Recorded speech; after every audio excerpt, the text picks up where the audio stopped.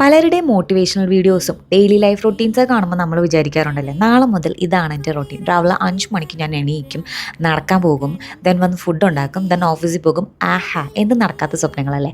Okay, ആദ്യമൊക്കെ ഞാൻ വിചാരിച്ചത് ഇതെൻ്റെ മടിയാണെന്നാണ്. പിന്നീടാണ് ഞാൻ ആ സാധനം വായിച്ചത്. Know your nature and sync your activities.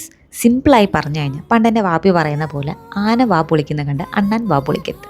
അതായത് നമ്മളിപ്പോൾ ഒരു കാര്യം ചെയ്യാൻ വേണ്ടി ഇറങ്ങിത്തിരിക്കുന്നു, ആരുടെയെങ്കിലും വീഡിയോ കണ്ടിട്ടോ മോട്ടിവേഷണൽ വീഡിയോസ് കണ്ടിട്ടോ എന്തെങ്കിലുമൊക്കെ ആയിരിക്കാം. അപ്പോൾ അവർ ചെയ്യുന്ന സാധനം അതേപോലെ നമ്മൾ ഡിക്റ്റോ കോപ്പി അടിക്കുകയാണ്. അങ്ങനെ വരുമ്പോഴത്തേക്കും മൂന്നിനത് നമ്മൾ മടുക്കുക.